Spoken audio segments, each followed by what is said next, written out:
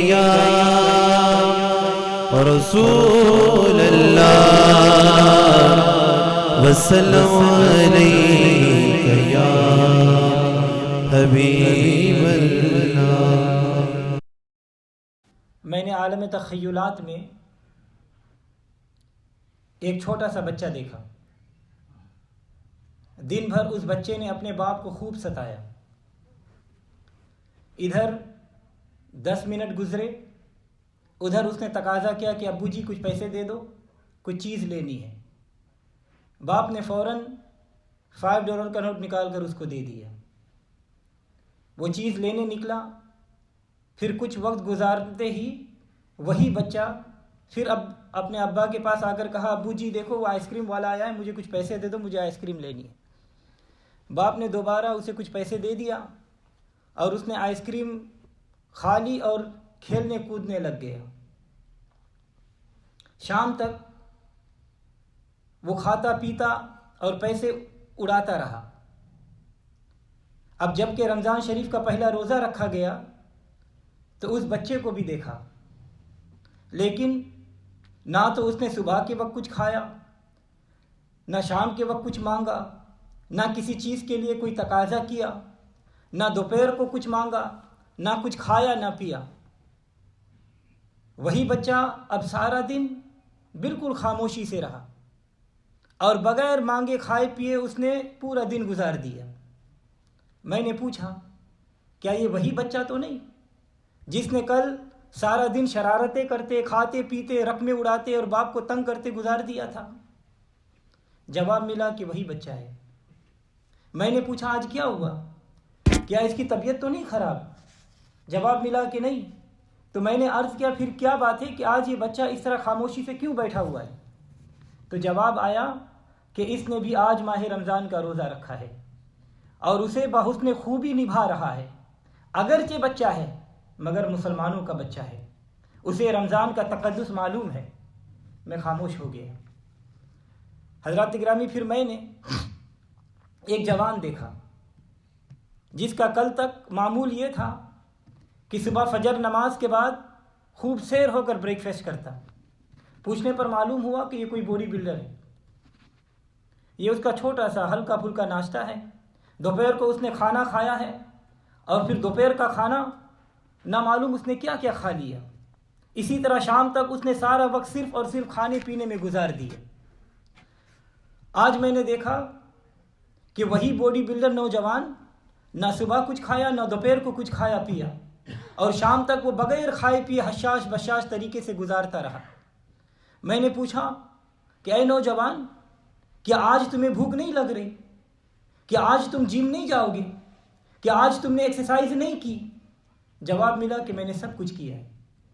میں نے سوال کیا تو پھر آج تم نے سارا دن نہ کچھ کھایا نہ پیا، آخر کیوں؟ جواب ملا مولانا میں نے بھی آج دیگر مسلمانوں کی طرح روزہ رکھا ہوا ہے اور میں رمضان المبارک کے احترام کو اچھی طرح سے سمجھتا ہوں۔ میں خاموش ہو گیا۔ پھر میں نے ایک ضعیف بوڑھے کو دیکھا، بابا کو دیکھا کہ کل تک اس کا گزارا صرف دودھ اور پانی اور نرم چیز پر ہوتا تھا۔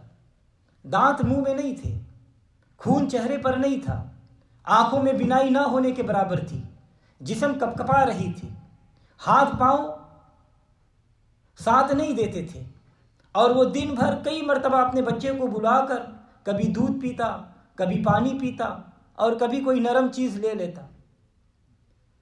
اور اس بابا نے سارا دن، اور آج جب میں نے دیکھا کہ اس نے نہ دودھ پیا، نہ پانی پیا، نہ کوئی نرم غذا استعمال کی، میں نے بھی اس سے سوال کیا کہ بابا جی کیا وجہ ہے کہ آپ نے آج سارا دن نہ کچھ کھایا نہ پیا؟ جواب ملا کہ بیٹا یہ ماہ رمضان ہے، جب میں نے ساری عمر خدا کے فضل سے روزہ نہیں چھوڑا تو اب میں کیوں چھوڑوں؟ زندگی کا کیا بھروسہ؟ میں تو عمر کے آخری اسٹیج پر ہوں، میں اچھی طرح سے ماہ رمضان کی حرمت و عظمت سے واقف ہوں، تو روزہ کیسے چھوڑ سکتا ہوں؟ حضرات گرامی میں حیران تھا۔ بچہ بھی روزہ دار ہے، جوان بھی روزہ دار ہے، ضعیف بابا بھی روزہ دار ہے، جو کل تک بغیر کھائے پیے دن نہیں گزارتے تھے، آج انہوں نے کھانا پینا نہیں یاد۔ یا اللہ یہ کیا معاملہ ہے؟ جب میں گہری سوچ میں پڑ گیا تو اچانک مدینہ منورہ سے آواز آئی، ہوا شہر الصبر، ہوا شہر الصبر، یہ رمضان کا مہینہ تو صبر کا مہینہ ہے۔ بچہ ہو، جوان ہو، بوڑھا ہو، بشرط کہ نبی پاک صلی اللہ علیہ وسلم کا غلام ہو۔ تو رمضان المبارک کا مہینہ صبر سے گزارنے کو میرے رب نے وصیت فرمائی ہے۔ گرمی کی شدت ہو یا سردی کی ٹھنڈک، نہ اسے گرمی میں پانی یاد آتا ہے نہ سردی میں کافی یاد آتا ہے، کیونکہ دنوں کے روزے نے دن میں اسے صبر دے دیا اور راتوں کے اس قیام نے رات میں اسے صبر دے دیا۔ اللہ تعالیٰ قرآن پاک میں ارشاد فرماتا ہے استعینوا بالصبر والصلاۃ، مدد مانگو صبر اور نماز کے ساتھ۔ تو ماہ صیام میں دن کو صبر کا سہارا اور رات کو نماز تراویح کا سہارا۔ تو حضرات گرامی، کیا آپ نے نہیں سنا کہ ماہ رمضان تو نہیں تھا مگر میرے آقا کا غلام عثمان غنی تھا، 40 دن کا روزہ رکھا، کیسر خلافت کا محاصرہ کر لیا گیا، کھانے لے جانے پر ظالم بلوائیوں نے پابندی لگا رکھی تھی، پانی بھی لے جانا وہاں منع تھا۔ صحابہ اکرام رضوان اللہ تعالی علیہم اجمعین اپنی اپنی جگہ پریشان تھے۔ پوچھا گیا کہ اے خلیفہ برحق، اے نبی صلی اللہ علیہ وسلم کے منظور نظر داماد، اے جامع القرآن، اے پیارے عثمان، کیا 40 دنوں میں آپ کو بھوک نے نہیں ستایا؟ کیا 40 دن میں پیاس نہیں لگی؟ تو جواب ملا، بھوک لگتی تو تھی مگر میں قرآن پڑھتا تھا، پیاس لگتی تو تھی مگر میں سجدہ کرتا تھا، تلاوت نے پیاس بجھا دی، تلاوت نے بھوک مٹا دی اور سجدوں نے پیاس مٹا دی۔ تو پتہ چل گیا کہ مرد مومن کی فطرت میں یہ مقدر کر چکا ہے کہ وہ صبر کرتا ہے، وہ نماز سے مدد مانگتا ہے۔ استعینوا بالصبر والصلاۃ، مدد مانگو صبر اور نماز سے۔ رمضان کا دن صبر سے بھرپور ہے، رمضان کی راتیں سجدوں سے معمور ہیں۔ دن کو روزہ رکھو، رات کو عبادت کرو، لیکن غور کرنا وَإِنَّهَا لَقَبِيرَةٌ إِلَّا عَلَى الْخَاشِعِينَ، اور یہ صبر و نماز بہت گرا ہے مگر خاشعین، ڈرنے والوں کے لیے نہیں، یعنی جو اللہ تعالیٰ سے ڈرتا ہے اس پر یہ گرا نہیں ہوتی، اور نہ ڈرنے والے تو نماز بھی کھا جائے، روزہ بھی ہضم کر جائے، اسے کوئی پرواہ نہیں ہوتا۔ تو حضرات گرامی، یہ ہٹا کٹا نوجوان صحت بھی قابل رشک ہے، مگر آج کیا ہوا کہ اچانک بیمار ہو گیا۔ دیکھا ٹیم ہوٹلز میں بیٹھا ہوا ہے، کافی بھی کھا رہا ہے، کافی بھی پی رہا ہے، ڈونٹ بھی کھا رہا ہے۔ تو ان لوگوں پر یہ نماز اور صبر گرا ہے، اور مومنین کے لیے باعث وصول رضا رحمان ہے، یہ شہر صبر ہے۔ تو حضرات گرامی ذرا غور کرو، یہ صبر کتنی بڑی مبارک چیز ہے۔ اللہ تبارک و تعالیٰ نے نماز اور صبر کا ذکر فرما کر یہ نہیں فرمایا ان اللہ مع المصلین، کہ بے شک اللہ تعالیٰ نماز والوں کے ساتھ ہے، یہ نہیں فرمایا، بلکہ کیا فرمایا؟ ان اللہ مع الصابرین، کہ بے شک اللہ تعالیٰ صبر کرنے والوں کے ساتھ ہے۔ حالانکہ نماز دین کا ستون ہے، نماز اسلام کا اہم ترین رکن ہے، نماز مومن کی معراج ہے، نماز کافروں اور مسلمانوں کے درمیان فرق والا اہم امر ہے۔ مگر اللہ تعالیٰ نے یہ نہیں فرمایا کہ میں نماز پڑھنے والوں کے ساتھ ہوں، اور یہ حکم متصل ہے کہ نماز بھی پڑھو اور صبر بھی کرو، مگر میں تو صبر کرنے والوں کا ساتھی ہوں۔ تو فلسفہ کیا ہے؟ اس میں کیا راز ہے؟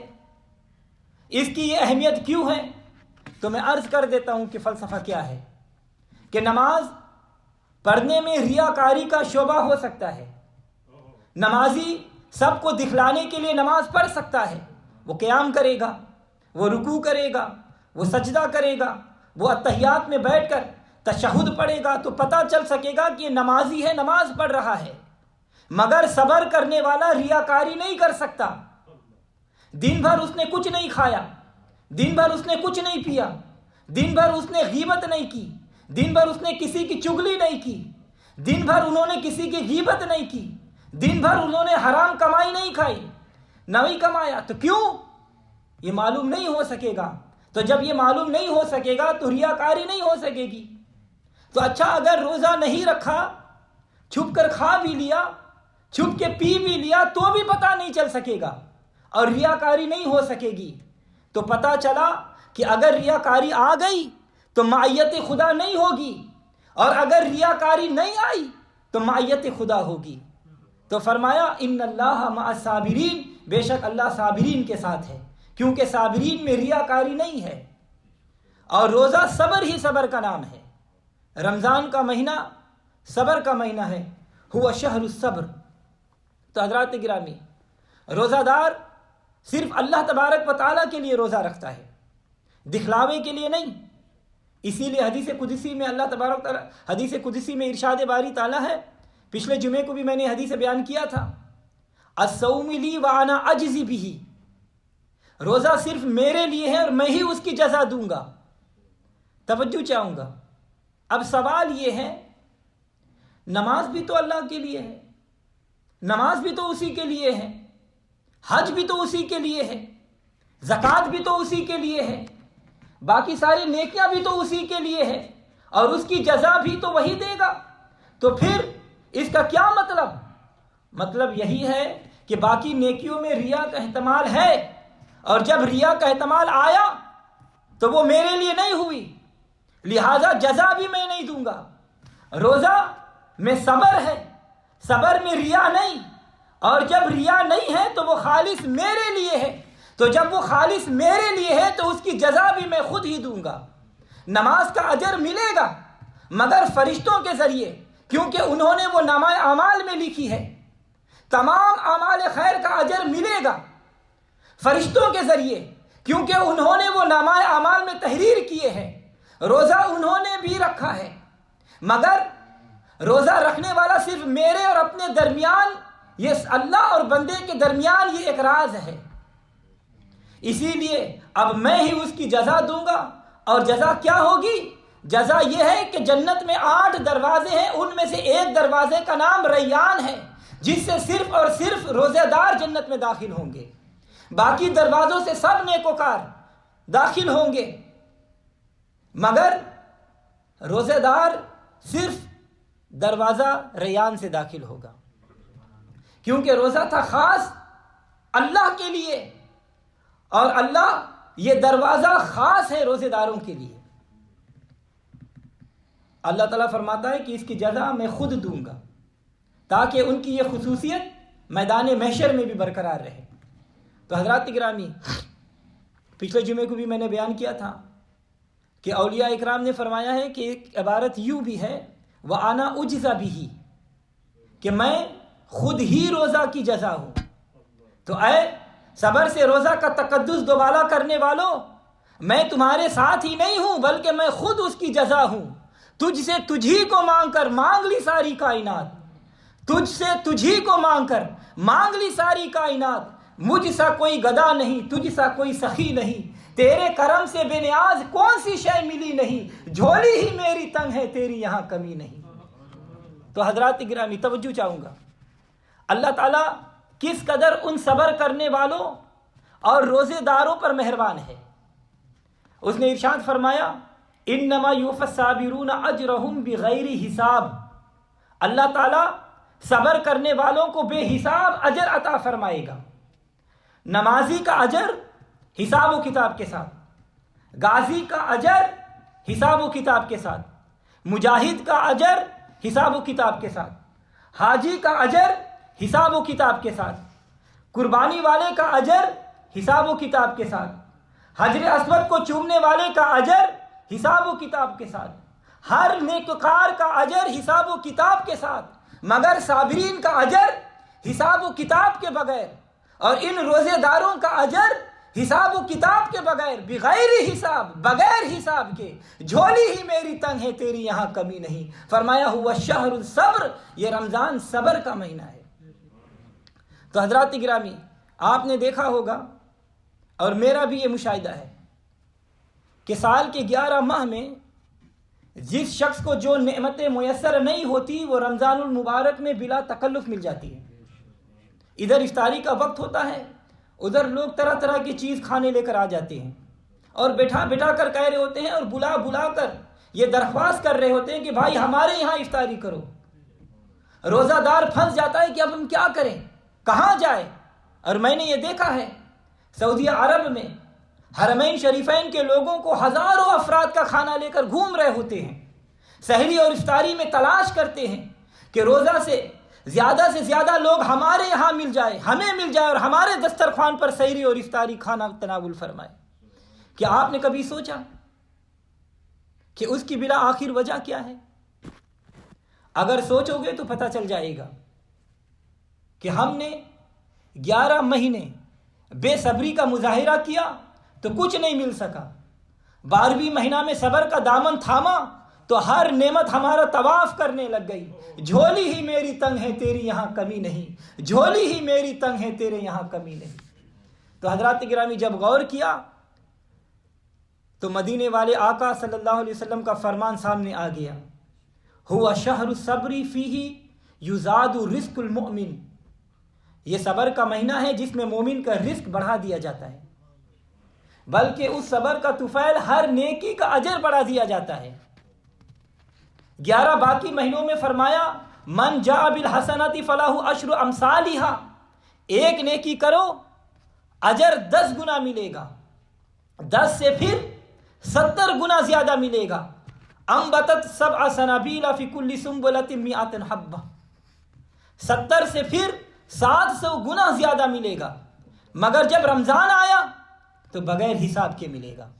نفل کا ثواب فرض جیسا، فرض کا ثواب 70 فرضوں جیسا، بلکہ بات ہی ختم کر دی میرے آقا علیہ الصلوۃ والسلام نے، من صام رمضان ایمانا واحتسبا غفرہ ما تقدم من ذنبہ ومن قام رمضان ایمانا واحتسبا غفر له ما تقدم من ذنبہ، جس نے رمضان کے روزے احتساب اور ایمان سے رکھے، جس نے رمضان کی راتوں کو احتساب اور ایمان سے قیام میں گزارا، اس کے پچھلے تمام گناہ معاف کر دیے گئے۔ یہ رمضان کا مہینہ یہ صبر کا مہینہ ہے، یہ اللہ تبارک و تعالیٰ کی بے پناہ مہربانی صبر کا مہینہ ہے۔ اللہ تعالیٰ ارشاد فرماتا ہے ہوا شہر الصبر، حضور نے فرمایا یہ صبر کا مہینہ ہے۔ تو حضرات گرامی، روزے کے 3 اقسام ہیں۔ کتنے؟ روزے کی 3 اقسام ہیں، فرضی، نفلی اور وصلی۔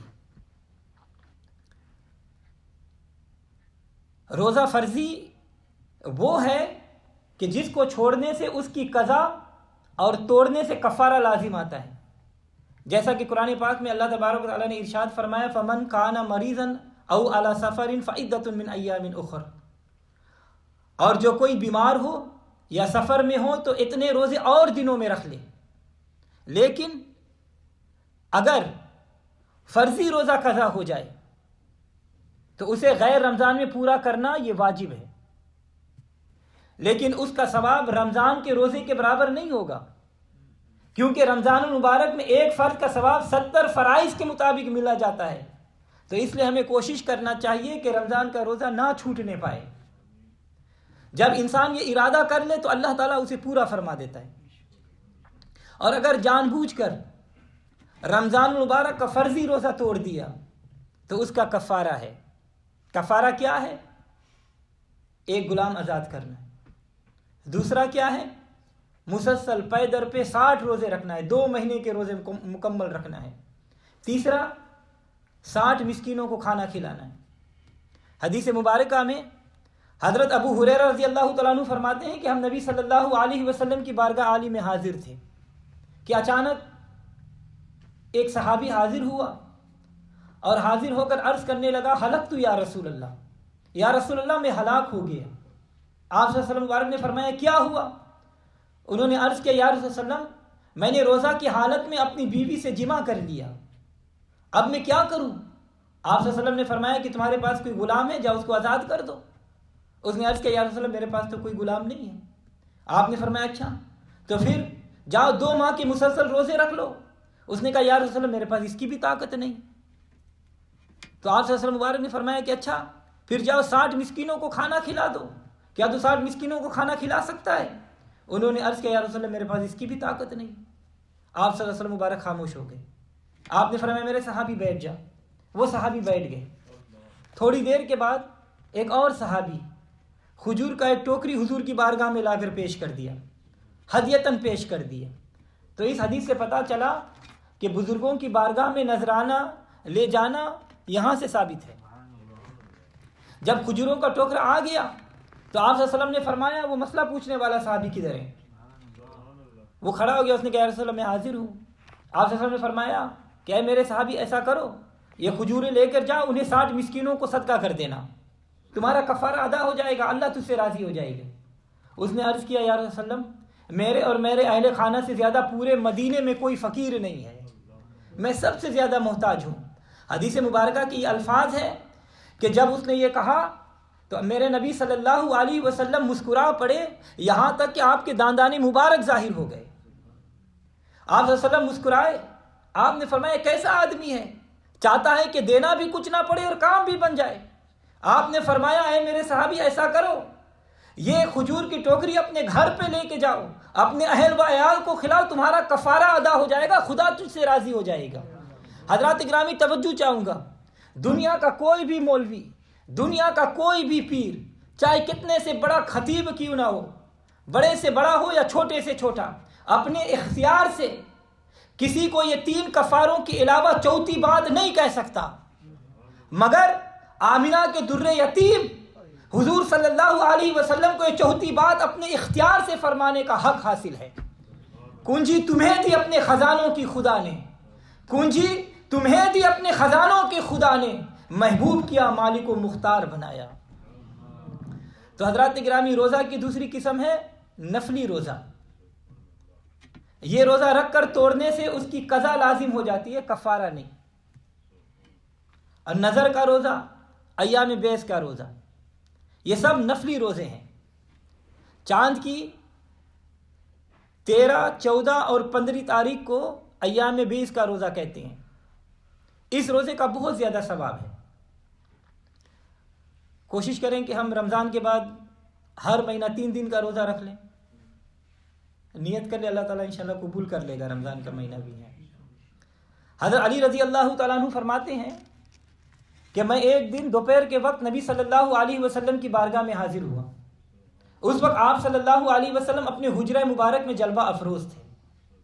میں نے حضور کی بارگاہ میں سلام عرض کیا، آپ صلی اللہ علیہ وسلم مبارک نے جواب ارشاد فرمایا۔ پھر آپ صلی اللہ علیہ وسلم نے فرمایا کہ اے علی میرے قریب آ جاؤ۔ حضرت علی فرماتے میں قریب ہو گیا۔ آپ صلی اللہ علیہ وسلم نے فرمایا کہ اے علی یہ جبریل تم کو سلام کہتے ہیں۔ میں نے عرض کیا یا رسول اللہ آپ پر اور ان پر بھی سلام ہو۔ تو آپ صلی اللہ علیہ وسلم نے فرمایا اے علی اور میرے قریب آ جاؤ۔ میں حضرت علی کے اور قریب ہو گیا تو آپ صلی اللہ علیہ وسلم نے فرمایا کہ جبریل علیہ السلام اس وقت میرے پاس موجود ہیں اور وہ تمہیں یہ کہتے ہیں کہ اگر ہر مہینہ کی 3 روزے آپ رکھ لیا کرو تو پہلے روزے کے بدلے میں 10,000 سال کے روزے کا ثواب عطا ہوگا، اور دوسرے روزے کے بدلے میں 30,000 سال کا ثواب، اور تیسرے روزے میں 1,00,000 روزے کا ثواب دیا جائے گا۔ حضرت علی نے عرض کیا یا رسول اللہ صلی اللہ علیہ وسلم یہ ثواب میرے ہی واسطے مخصوص ہے یا اور لوگوں کے لیے بھی ہے؟ تو آپ صلی اللہ علیہ وسلم مبارک نے ارشاد فرمایا کہ اے علی اللہ تعالیٰ نے یہ ثواب تم کو بھی عطا کیا اور ان کو بھی جو تمہارے بعد یہ کام کریں گے۔ تو میں نے عرض کیا یا رسول اللہ وہ کون سے دن ہے؟ تو آپ صلی اللہ علیہ وسلم نے فرمایا کہ ایام بیس کا روزہ ہے، یعنی ہر مہینہ کی 13، 14 اور 15 تاریخ کو، 13، 14 اور 15۔ حضرت علی رضی اللہ تعالیٰ عنہ سے پوچھا گیا کہ ایام بیس کس کو کہتے ہیں؟ تو آپ نے فرمایا، حضرت علی نے فرمایا کہ جب اللہ تعالیٰ نے حضرت آدم علیہ السلام کو جنت سے نکال کر دنیا میں بھیجا تو آفتاب کی حرارت سے آپ کا جسم جل گیا اور رنگ سیاہ ہو گیا۔ حضرت جبریل علیہ السلام ان کے پاس آئے اور کہا کہ اے آدم کیا تم یہ چاہتے ہو کہ آپ کا بدن سفید ہو جائے؟ آپ نے فرمایا ہاں میں چاہتا ہوں۔ تو جبریل علیہ السلام نے کہا کہ آپ ہر مہینہ کی 13، 14 اور 15 تاریخ کو روزہ رکھا کرو۔ پس حضرت آدم علیہ السلام نے جب پہلی 13 تاریخ کو روزہ رکھا تو ان کے بدن کا تیسرا حصہ سفید ہو گیا۔ جب دوسرے دن 14ویں تاریخ کا روزہ رکھا تو اس کے بدن کے 2 حصے سفید ہو گئے، اور جب تیسرے دن کا روزہ رکھا تو سارا بدن ان کا سفید ہو گیا، اور اسی واسطے ان دنوں کو ایام بیس کہتے ہیں۔ حضرت ابو ایوب انصاری رضی اللہ تعالیٰ عنہ فرماتے ہیں کہ نبی صلی اللہ علیہ وسلم مبارک نے ارشاد فرمایا کہ جس آدمی نے رمضان المبارک کے روزے رکھے اور پھر ان کے ساتھ 6 روزے شوال کے رکھے، تو اس نے گویا تمام عمر روزے رکھے۔ اور تمام عمر کا مسئلہ اس وقت ہے کہ جب وہ شوال کے 6 روزے تمام عمر رکھے گا۔ اگر شوال کے 6 روزے صرف 1 سال رکھے تب پورے سال کا روزے کا ثواب ملے گا۔ حضور صلی اللہ علیہ وسلم کے ارشاد کے مطابق رمضان شریف کے 30 اور شوال کے 6 روزے کل کتنے ہو گئے؟ 36 روزے۔ اب ان کو 10 گنا 360، کیونکہ نیکی کا اجر 10 گنا دیا جاتا ہے، تو گویا سال بھر کے روزے، اور سال بھر شب بیداری کا ثواب ملے گا، اور سال بھر جہاد کا ثواب ملے گا، اور سال بھر عبادت کا ثواب بھی اس کو ملے گا۔ تو اللہ تعالی ہم سب کو یہ روزہ رکھنے کی توفیق عطا فرمائے۔ تو حضرات گرامی، آخری بات، اسلام کی ہر عبادت اپنے اندر کریمانہ شان رکھتی ہے، گنہگار کی بخشش کا سامان اور نیکوکاروں کی ترقی درجات کا سبب بنتی ہے۔ کریم کی 2 قسمیں ہیں، کریم کی 2 قسمیں ہیں۔ ایک وہ کہ جس کے پاس محتاج کو چل کے جانا پڑتا ہے، جیسے پیاسے کے لیے کنواں۔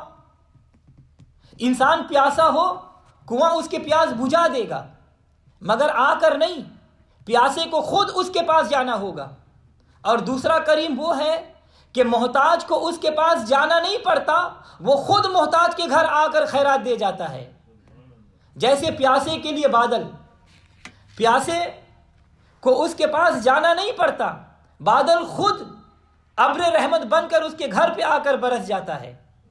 تو اسلام کی ہر عبادت کریم ہے، مگر انسان کو اس کے مقام تک جانا پڑتا ہے۔ وہ آ کر کرم نہیں کرتی۔ نمازی کو مسجد میں جانا پڑتا ہے، حاجی کو بیت اللہ جانا پڑتا ہے، زکوٰۃ دینے والے کو فقیر تک پہنچنا پڑتا ہے، مگر روزہ ایسا کریم ہے کہ اس کو کسی کے پاس جانا نہیں پڑتا، وہ خود رحمت کی برسات بن کر ہر گھر میں برس جاتا ہے۔